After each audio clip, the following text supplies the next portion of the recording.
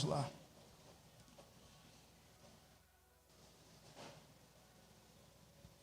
Eu poderia orar agora, a gente ir embora e seria uma bênção. Mas Deus é tão exagerado que Ele tem mais.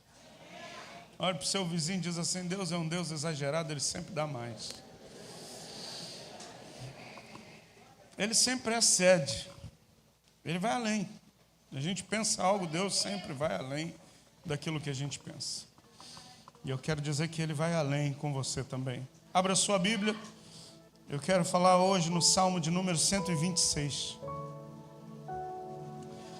Salmo de número 126. O livro de Salmos é um livro que era o cântico dos judeus, o cântico do povo judeu. Os salmos, na verdade, são poesias e canções. Algumas eram canções, se você olhar na sua Bíblia, talvez tenha escrito assim: cântico do degrau. Porque no templo existiam alguns degraus antes de acessar o átrio, o lugar da adoração. Tinha alguns degraus e ali os músicos se posicionavam, os cantores, eles começavam a cantar esses salmos. Salmos eram os cânticos deles. E esse salmo que a gente vai ler hoje é chamado Salmo de Romagem. Por quê? Porque quando existiam as festas bíblicas e todos os judeus afluíam para Jerusalém para adorar, eles iam até o templo cantando. E aqui eu quero te dar uma recomendação. Quando você vier para a casa de Deus, vem cantando. Quando você vier para a casa de Deus, vem adorando o Senhor. E tem gente que às vezes vem pelo caminho, vem chutando gato, cuspindo no chão, brigando no trânsito. Aqui não, só o pastor que faz isso. Você é um santo, você é um gentleman quando você pega o volante. Mas o pastor é um ogro. Aí alguém embica na minha frente, eu falo: seu abençoado, que a gente xinga no xingamento gospel, né? Seu filho de Belial, jumento de Balaão. E a gente começa a destilar nosso rancor, nosso ódio. E a Bíblia diz que esses salmos, os cânticos de romagem, eles iam andando e cantando até chegar em Jerusalém. Porque na época só existia um templo. E quando eles acessavam o templo, eles tinham alegria, porque eles diziam: eu estou indo cultuar, eu estou indo adorar o meu grande Deus. Quando você vier para o culto, irmão, vem com alegria no coração. Pastor, não sou bom de cantar, não. Escuta, Deus recebe. Deus recebe. Deus está recebendo o nosso cântico aqui, vai receber o seu também. Então eu quero dizer para você, esse salmo de número 126 era o salmo de romagem, ou seja, era o salmo que os judeus iam acessar o templo e eles iam cantando. E esse salmo vai falar de um tempo de restauração. E nós estamos vivendo na igreja um tempo de reforma. Passamos maio inteiro, Deus nos deu uma palavra, eu comprei o capacete. Se tirar foto não vai para o céu. Botei na cabeça, não vai para o céu. Vai queimar lá. Escuta, a gente começou o mês de maio, Deus nos deu uma palavra, é tempo de reforma, é tempo de obra. Pastor, mas a igreja estava tão boa. Mas o nosso grande problema para a gente acessar o extraordinário de Deus é o bom. Porque a gente acha que está tudo tão bom, não vamos mexer. Só que escuta, Deus tem algo muito maior para fazer na nossa vida. Olha para o seu vizinho e diz assim: Deus tem algo muito maior para fazer na sua vida, irmão. O grande problema é que a gente se contenta com aquilo que é bom. E eu quero dizer, Deus tem algo extraordinário para fazer na sua vida. Deus tem algo muito maior para fazer. E a gente começou essa palavra no início do mês de maio, falando que nós estávamos no tempo de reforma. E alguém muito bem intencionado, foi nosso irmão Bill, falou assim: pastor, só quem usa capacete branco é o engenheiro da obra. Peão usa colorido. Eu falei: o engenheiro é o senhor. Eu falei: eu não posso usar esse capacete. Mas esse camarada, ele tem tanto argumento. Irmão. Aí, ó, estou falando, aleluia. É um camarada cheio de argumento. Aí eu acabei de falar, acabou o culto. Ele: pastor, posso falar com o senhor? Eu falei: claro. Eu falei: ele vai vir com argumento. a respeito do capacete, ele fala, nem sempre o engenheiro é o dono da obra. O dono da obra às vezes é o investidor. Eu falei, estou entendendo.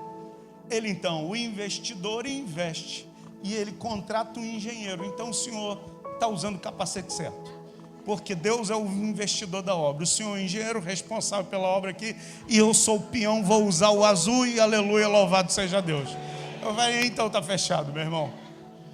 Escuta, a gente começou esse tempo de reforma, começamos a mexer em algumas coisas. Eu lembro da primeira pregação, você arregalou o olho desse tamanho, falou, acho que o pastor está bem bravo hoje. Eu quero dizer que eu estava bravo mesmo. Bravo por quê? Porque eu não consigo imaginar que Deus tem algo maior para a minha vida e eu me contentar com isso aqui. Não, se Deus tem algo maior, eu preciso acessar esse algo maior, eu preciso tocar isso, eu preciso experimentar disso, eu preciso comer disso. E eu estava muito bravo aquele dia, porque a gente precisava ajustar algumas coisas para a gente prosseguir naquilo que Deus tinha para nós. E foi passando o mês e a gente começou a reformar. Coloquei os cones aqui, a gente não vai tirar porque a gente ainda não terminou a reforma. Sexta-feira mexi numa das portas da igreja. Vou mexer em outras portas essa semana. Estou mexendo e mexe daqui. Só que escuta, fazer reforma é algo que tira a gente do lugar cômodo. Eu vou repetir para você, fazer reforma tira-nos do comodismo, tira-nos do lugar cômodo e confortável. E eu quero dizer que cada mensagem que foi pregada no mês de maio foi para empurrar você, para tirar você do lugar cômodo, para levar você ao lugar extraordinário que Deus tem para a sua vida. Você está entendendo isso? Diga glória a Deus.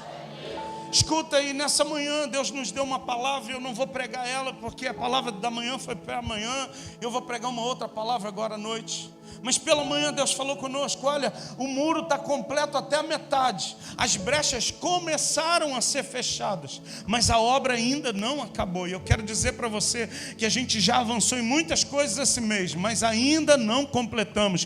Tem coisas na sua vida que começaram a acontecer, mas elas ainda não foram completas. E a Bíblia Sagrada diz que aquele que começou a boa obra, ele é fiel para completar, para concluir. E eu aprendi que quem é um vencedor é quem finaliza. Quem ganha é quem finaliza. Sabe aquela pessoa que começa a construir uma coisa e para no meio do caminho. Ele começa a colocar o revestimento na parede, mas no meio do processo ele diz assim, cansei, não quero mais.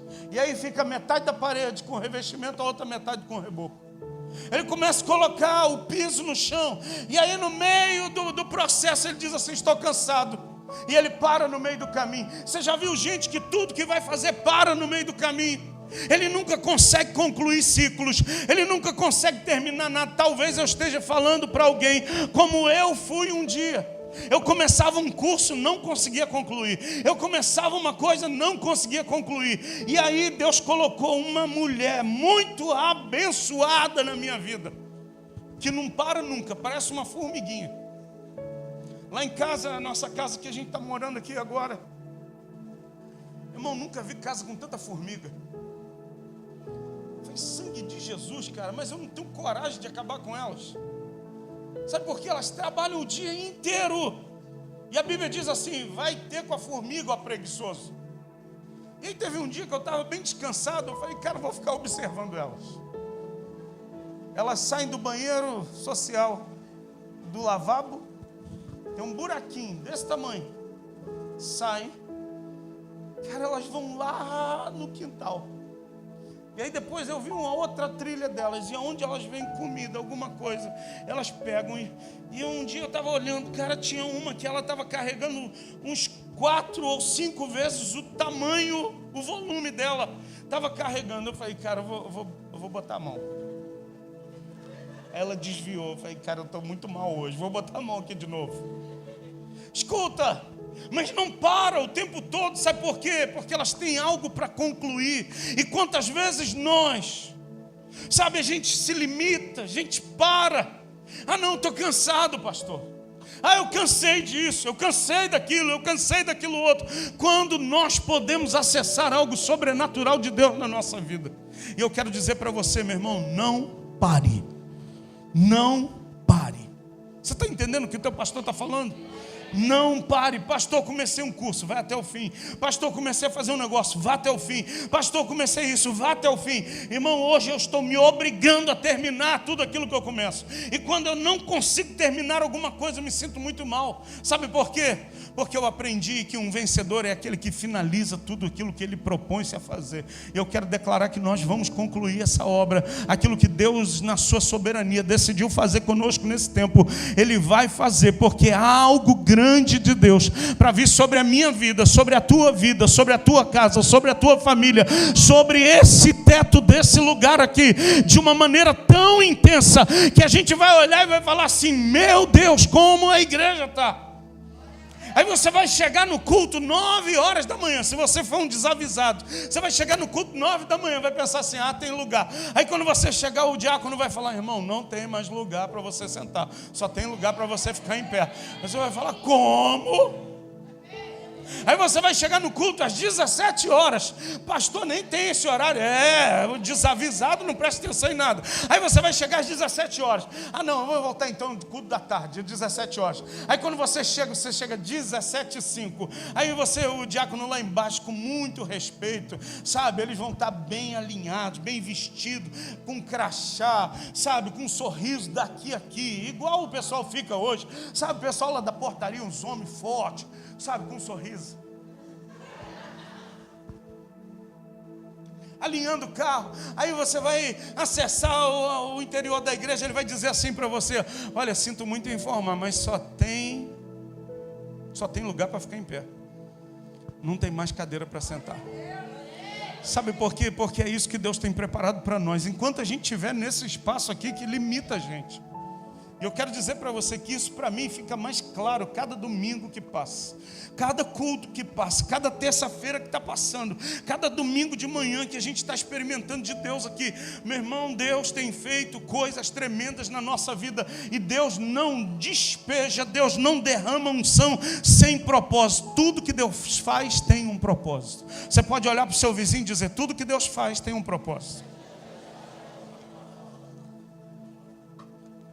Escuta, você está aqui hoje e tem um propósito. Pastor, será? Certeza absoluta. Você está aqui hoje é um propósito de Deus. E o propósito que Deus tem para a sua vida essa semana, eu quero profetizar em nome de Jesus como profeta de Deus, vai se cumprir na sua vida. Você não vai mais abortar propósitos de Deus para a sua vida. Agora vamos para o texto. Salmo de número 126.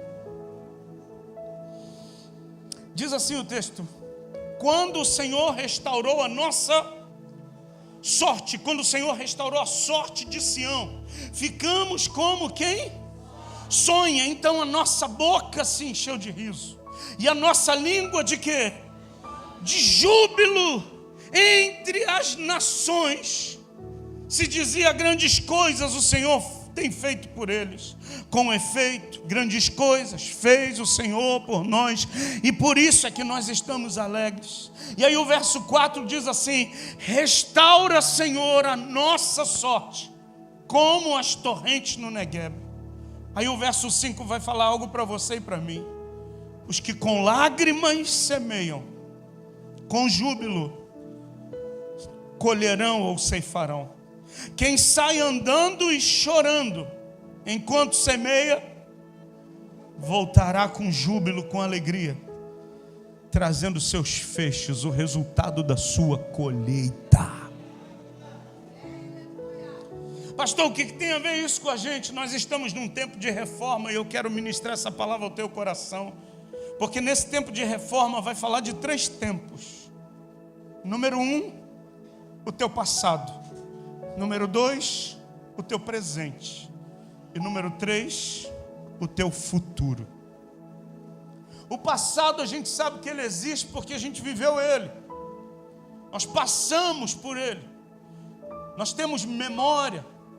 Nós lembramos de coisas que a gente viveu.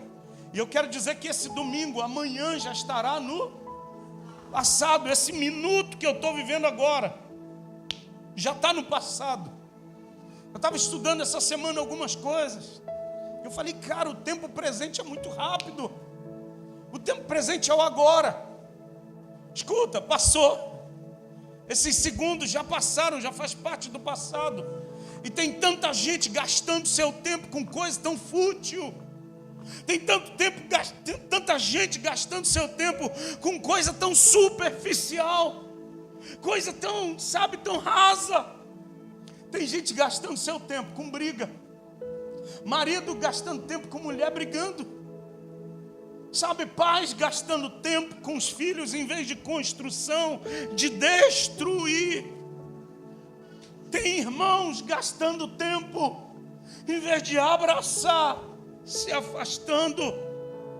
Tem gente gastando tempo precioso, presente, com tantas coisas tão pequenas. Eu quero dizer para você, o que você faz com o teu tempo presente hoje vai determinar coisas no teu futuro e vão te trazer ou memórias boas do passado ou coisas muito amargas do teu passado. A Cristiane costuma dizer: amor, vamos marcar a nossa memória. Eu já falei várias vezes, não custa nada repetir, que essa mulher marcar a memória para ela é levar ela para tomar café. Eu acho que vai ficando mais velho e vai ficando mais caro o café. Começou com café com leite, pão e manteiga. Agora o café já está diferenciado, botou uma canela, um cacau nele e uma espuma lá e chamou ele de cappuccino. O pão já não é mais com manteiga, já é um waffle. Ela quer waffle. Eu falei, ela está ficando cara, Senhor, marcar esse tempo está encarecendo e está... Escuta, mas esse momento que a gente toma café juntos é o tempo onde a gente está usando o nosso presente para apontar coisas lá na frente do futuro e para quando a gente olhar para trás a gente ter boas memórias no passado. Porque a pior coisa seria se ela falasse, vamos marcar o nosso tempo. Falasse, Cristiane, deixa eu aqui vendo o Vasco perder.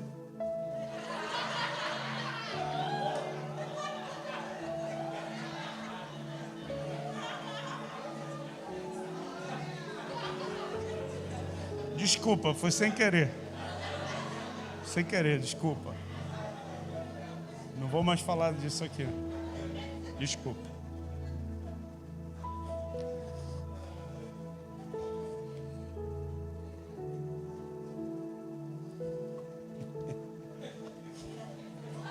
Eu te amo, Rafael.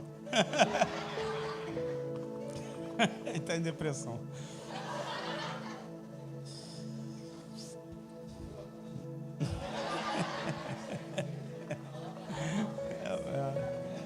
Eu pensei que eu estava na Páscoa.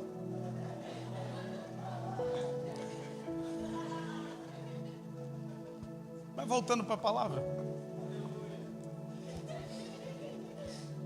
O que eu faço com o meu tempo agora vai determinar o meu futuro amanhã.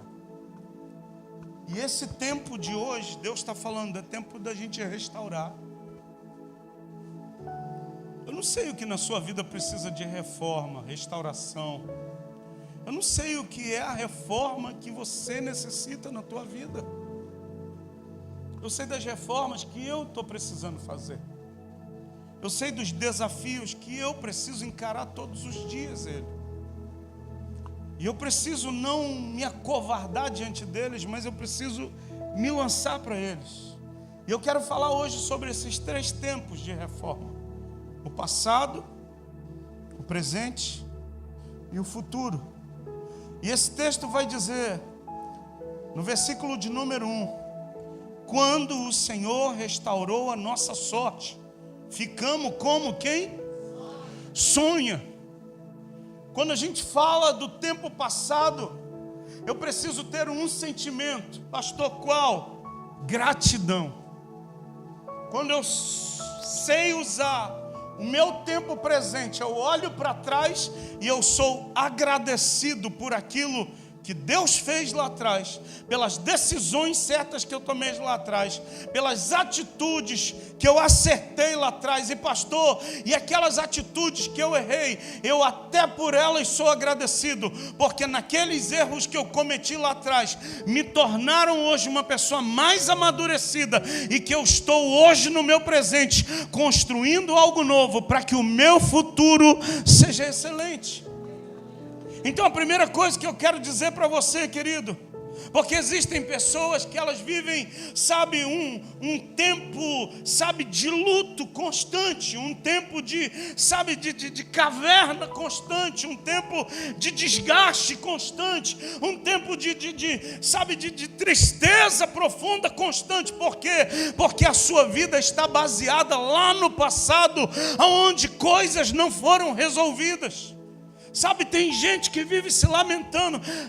Mas em 1714 era para mim fazer isso, eu não fiz, agora eu estou assim, assado. E ele prejudica o presente e ele compromete o seu futuro.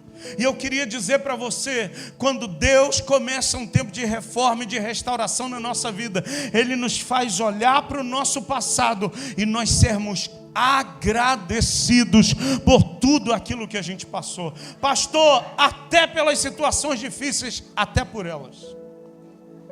Eu olho para o tempo difícil que eu passei com a Cristiane. Hoje, irmão, Deus está nos dando a oportunidade da gente até vir com a blusa igual, né? Eu abri o armário hoje e falei, que blusa é essa? Ela falou, presente do Ângelo. Eu falei, que legal, hein? Nem sei o que está escrito aqui, mas eu botei. Eu sei que é o nome da cidade de Dublin. E aqui embaixo, não sei o que está escrito aqui. Se está falando que Jesus me ama, sei lá o que está escrito. Eu falei, vou com essa blusa. Ela, então, eu vou junto. A gente ficar igual. Eu falei, então vamos. E aí quando eu cheguei, o pessoal, fazendo par com a pastora, né? Falei, invejoso. Inveja mata, tá? Agora eu olho para o meu passado. Eu lembro que eu tinha uma blusa cor de abóbora só e não tinha mais nada para vestir. E trabalhando na igreja. E pregando no altar da igreja. Com uma blusa. A Cristiane lavava de noite para secar. Na madrugada para mim usar de manhã. Porque eu não tinha outra. E pregando. Uma luta. Todo culto. O culto era quarta, domingo de noite. Quarta, domingo de noite. Estava lá eu pregando. Qual era a roupa do pastor? Blusa cor de abóbora. E a mãe da Márcia? Cadê a Márcia? Já está lá atrás. A mãe da Márcia, assim, ela é muito bacana, sabe? E aí um dia, eu virei a esquina, estava indo para lá, porque muitas vezes a dona Jurema, ela matou a minha fome, que a gente não tinha o que comer em casa. E a gente ia visitar a dona Jurema para comer, irmão. Eu falei, vou lá na dona Jurema orar por ela. E eu ia sempre no horário muito adequado, na hora do almoço. Eu virei a esquina. Ela estava no portão. Aí eu estou chegando, estou vendo a dona Jurema rindo. E rindo, e rindo. Quando eu cheguei, eu falei, o que a senhora está rindo? Ela falou, eu sabia que era o senhor, pastor. Eu falei, por quê? Eu vi a blusa abóbora vindo. Escuta, eu sou agradecido por esse tempo, sabe por quê? Esse tempo me ensinou a ter e a não ter. Se eu tenho, eu me alegro. Obrigado, anjo, pela blusa. Se eu não tenho, me alegro do mesmo jeito. Se eu posso andar de carro, eu me alegro. Se eu não posso andar, me alegro do mesmo jeito. Eu falei que ontem meu pastor estava aqui. E aí eles compraram um carro novo. Ele falou, Júnior, vai dirigindo. Eu falei, era tudo que eu queria. Eu falei, posso? Ele falou, pode, meu filho. Entrei na máquina. Eu falei, como é que funciona? Ele é só apertar o botão. Eu falei, aleluia. Eu falei, que glória. Aí fiquei procurando freio de mão. Eu falei, não tem freio de mão nesse carro não? Não veio sem? Ele falou, aqui meu filho, é só apertar esse botão. Eu falei, ai, que coisa boa. Apertei o botão. Aí eu estou na Avenida Brasil, estou vendo que o carro está andando sozinho para o lado. Ele falou, você está sentindo que o carro está puxando? Eu falei, estou, o que está acontecendo? Não, é o assistente. Eu falei, oh, seja bem-vindo, é o pastor Júnior. Vamos junto aí. Ele falou, se você sair da faixa, ele corrige para você. E como eu vim com muito sono, ele me ajuda, porque às vezes eu dou uma piscada mais forte, aí ele põe no lugar e eu acordo. Eu falei, ô pastor, então para um pouquinho para dormir. Escuta, agora a gente pegou o carro para vir para cá. Eu olhei pro freio de mão e falei, ai, que saudade de apertar o botão, irmão. Escuta, a gente precisa olhar para trás, a gente precisa ser agradecido. Eu preciso ser grato. Eu tenho, como eu também já andei a pé várias vezes, como eu já fui visitar, eu e Cristiane fomos visitar pessoas em lugares longe, várias vezes sem carro, sem nada. Sabe, quando eu olho para o tempo passado, eu agradeço a Deus, porque me tornou o homem que eu sou hoje. E o que você é hoje vai apontar quem você será amanhã. Então, muito cuidado com o que você faz hoje, com as decisões que você toma hoje, com aquilo que você fala hoje, com quem, sabe, você se relaciona hoje. Se você deixa de abraçar, sabe, amanhã você vai precisar de um abraço, e por você não abraçar hoje, amanhã quando você tiver necessidade de um abraço, você não vai ter um abraço para te abraçar. Quantas vezes a gente vive assim, se isolando? Não, agora a onda do momento é fobia social. Eu tenho fobia social. Aí quando se vê sozinho no meio da crise, o que eu mais queria é alguém para me dar um abraço. Lembra o que você fez no dia da tua fobia social. Vença ela, meu irmão. Vença ela todos os dias. Sabe, semeando para o teu futuro. Eu sei que eu e Cristiane estamos semeando hoje coisas que eu e ela não vamos colher. Quem vai colher vai ser a Manu, vai ser a Raquel, vai ser a Gabi. Elas vão colher daquilo que nós estamos plantando hoje. Algumas sementes, eu e essa mulher abençoada, nós vamos colher. Outras sementes eu nem vou ver daquilo que eu semeei, mas elas vão colher no meu lugar. Porque hoje eu estou semeando. E o texto diz, quando o Senhor restaurou a nossa sorte, nós ficamos como quem sonha. E eu quero te dizer, em relação ao teu passado, seja agradecido. E comece a semear hoje, para que o teu futuro amanhã seja diferente. E eu quero declarar que nós estamos vivendo um tempo de reforma. Olhe para o seu vizinho e diz assim, Deus está restaurando a nossa sorte. Pastor, e quando Deus restaura a nossa sorte, o que acontece? A gente fica como quem sonha, irmão. O casamento não deu certo, Deus está restaurando a minha sorte. Minha vida financeira não deu certo, Deus está restaurando a minha sorte. Os meus relacionamentos no passado não deram certo, Deus está restaurando a minha sorte. Essa situação não deu certo, Deus está restaurando a minha sorte. Essa outra situação deu tudo errado, mas Deus nesse tempo está restaurando a minha sorte. E você vai ficar como quem sonha. Já viu quem está como quem sonha, irmão? Está com cara assim de bobo. E você está com cara de quem sonha, porque a gente está assim, ó. Já viu um casalzinho apaixonado? Já viu? Já viu, Sandra? É você? Varão tá... Cadê o Max? Sim. Eu já vou acabar o culto. Oi? Você também? Aí, Cal.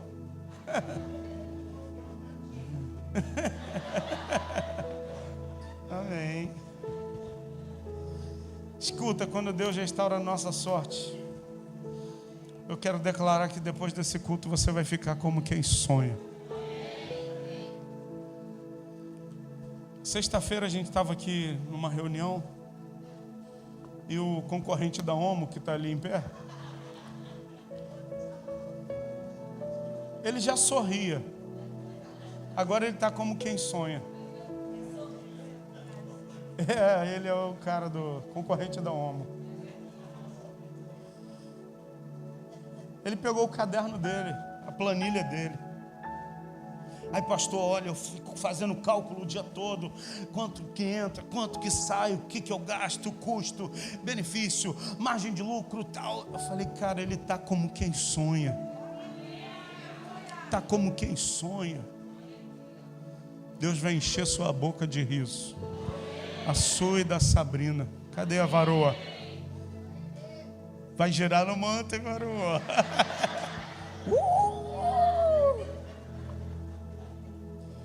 Sabe por quê? Porque quando a gente está como quem sonha, irmão, Deus enche a nossa boca de riso.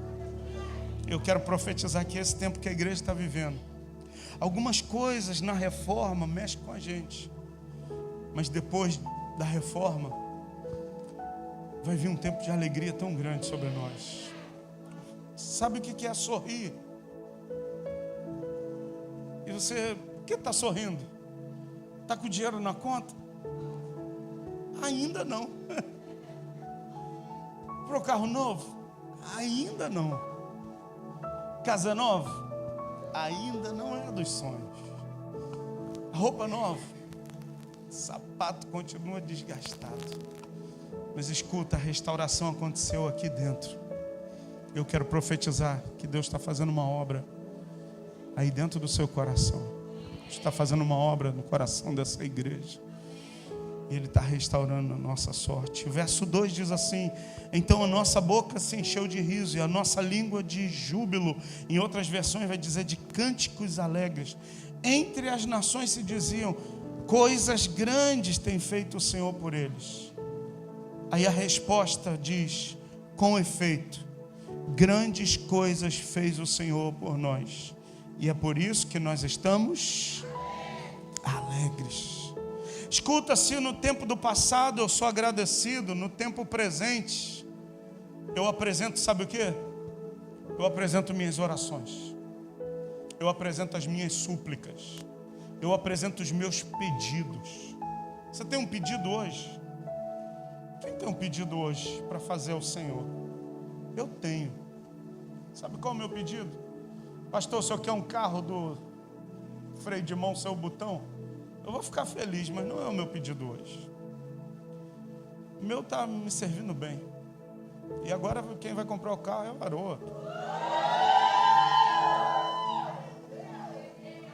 Meu Deus, hein? Poderosa essa mulher. Pastor, é uma casa o seu pedido? Não é. É um tênis novo? Não é. A blusa nova? Não, o Ângelo me deu. Irmão, meu pedido não é nada material, passageiro, corruptível.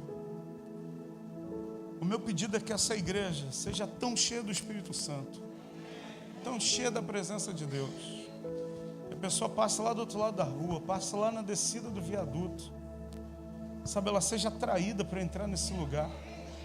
E quando ela entrar nesse lugar, ela vem direto no altar entregando a vida para Jesus e se rendendo e confessando: Jesus agora é o Senhor e Salvador da minha vida.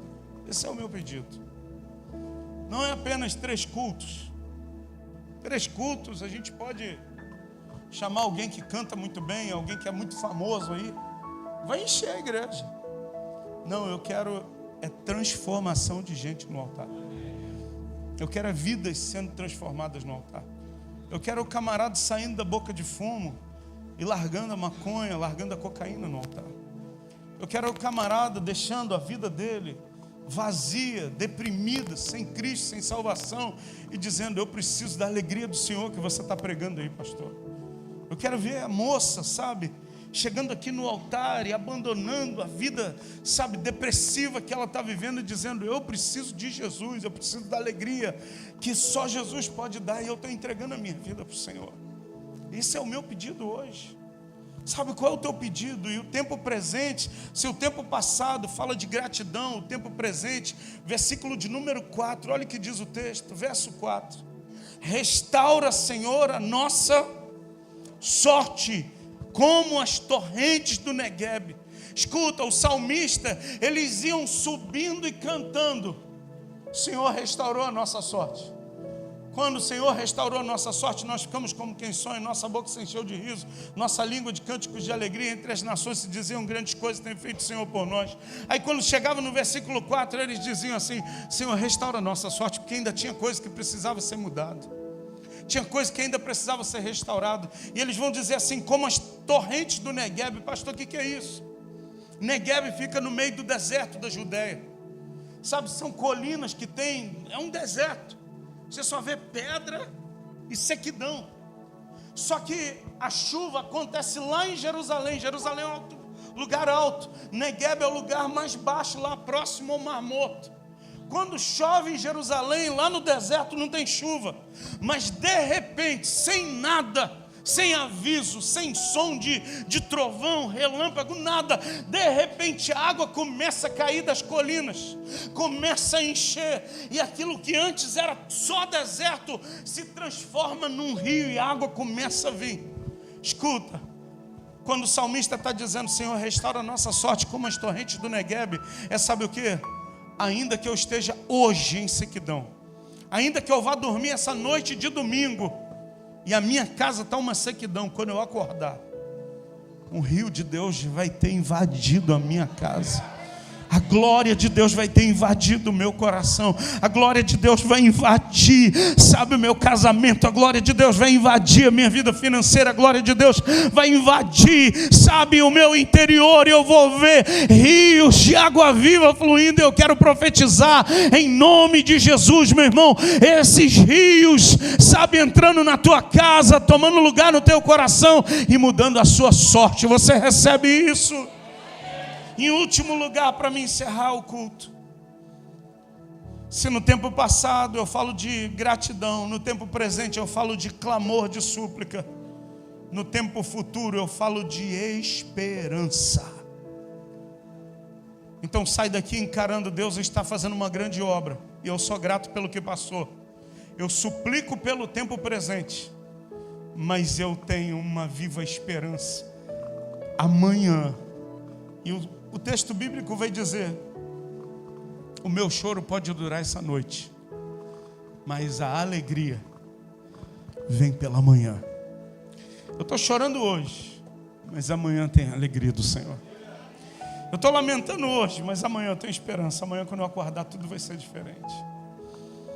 Ei, Cristiane, a gente podia passar a noite toda aqui falando de experiências que nós tivemos, de um choro durante a noite, mas de manhã a alegria chegou. Um choro durante a noite, sem a gente saber como a gente vai resolver, como a gente resolve esse pepino, como a gente vai resolver essa parada, não sei como, mas de manhã a alegria do Senhor vai vir. Quando a Manu estava para nascer, a Cristiane teve que desenvolver um quadro lá bem difícil. A irmã dela diz que ela estava entrando num pré-eclâmpsia. Ela estava 4 dias internada num grande hospital do Rio de Janeiro, do hospital mais equipado, sabe, um lugar... Alexandre Fleming. Então,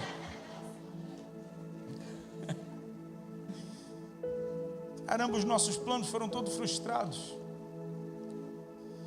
Manu ia nascer do outro lado, aqui na casa de parto. A gente teria um parto humanizado, um parto natural. Não é o parto normal, é parto natural. A gente se preparou para isso. Só que ela começou a ter uma perda de proteína na urina dela. A pressão começou a alterar. Começou a ter uma porção de alterações. E aí o responsável falou: olha, você não tem condição de ter o filho aqui, porque pode acontecer um problema muito grave e você vai precisar ser transferida para o grande hospital Alexandre Fleming, em Marechal Hermes. Quem conhece lá? Que lugar bom. Então, e eu falei: tá bom. Ela falou: e agora, amor? Eu falei: agora está na mão de Deus. Ela deu entrada, foi internada, passou 4 dias, nada de melhora. Cara, eu entrei num desespero tão grande, eu peguei um ônibus. Na época eu estava sem carro. O Salim me emprestou um Chevette. Você lembra do seu Chevette? Me emprestou o Chevette dele. Mas eu estava com tanta vergonha de andar com aquele Chevette. Não por ser um Chevette, porque eu estava tirando o veículo dele, servir a família dele para eu estar andando. Eu devolvi o carro, fui de ônibus para lá para o Alexandre Fleming. E aí eu cheguei na porta, falei, eu quero visitar minha esposa. Ele falou, o senhor não pode entrar homem nenhum. Eu falei, mas eu tenho que ver minha esposa. E fui barrado na porta. Eu falei, eu não saio daqui, eu vou ficar na porta. O cara falou, pode ficar o tempo que o senhor quiser na porta, mas aqui dentro o senhor não vai entrar. E era um bitelo grande, de segurança, não dava nem para tentar sorte. E eu fui para a porta, irmão, sentei no chão, calçado do outro lado da rua do hospital, e comecei a chorar. Eu falei, Deus, a minha filha é o meu sonho, a minha esposa é o meu amor, eu não quero perder nenhuma e nem outra. Caramba, eu não sei mais o que eu faço, eu já fiz de tudo, eu já orei para o Senhor, mas o Senhor não fala comigo. Sabe, entrei naquelas crises que você entra com Deus. Entrei, o Senhor não me ouve, o Senhor não quer papo comigo. Eu orei essa madrugada toda, o Senhor não falou comigo. Eu comecei a chorar na porta do hospital. Daqui a pouco, irmão, sabe aquele carro do ovo? O carro do ovo parou de anunciar o ovo que a da galinha chorou. E começou a cantar uma música. Em tempos de guerra, nunca pare de lutar. Não baixe o desgaste. E ficou só nessa parte. O desgaste. Falei, caramba, cara, eu acho que é Deus que está falando comigo. E procurava o carro do ovo. Cadê o carro do ovo, irmão? Eu falei, Senhor, é o Senhor que está falando comigo.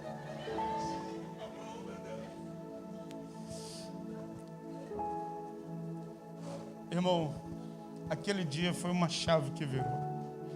O choro podia durar uma noite, mas a alegria veio 12:15, está ali a alegria. A alegria do 12:15. A alegria do 12:15 está com 15 anos. Eu quero dizer para você, tem situação que você não resolve. Você é forte pra caramba. Você tem força, beça. Você é inteligente, a beça. Sabe, você é cheio de argumentos. Você é cheio de atributos. Mas tem coisas que você não resolve. Só tem uma coisa a fazer. Senhor, restaura a nossa sorte como as torrentes do Negueb. Porque quem sai semeando e chorando vai voltar trazendo consigo os seus feixes. Eu sei que tem gente aqui que está no tempo de semear e chorar. Pastor, eu estou só semeando e chorando, ainda não vi a colheita. Enquanto você sai semeando e chorando, fica tranquilo, porque tem um futuro, tem uma esperança para você. Você vai voltar trazendo a sua colheita na sua mão, e o nome do Senhor será glorificado. Fica de pé, eu quero orar com você.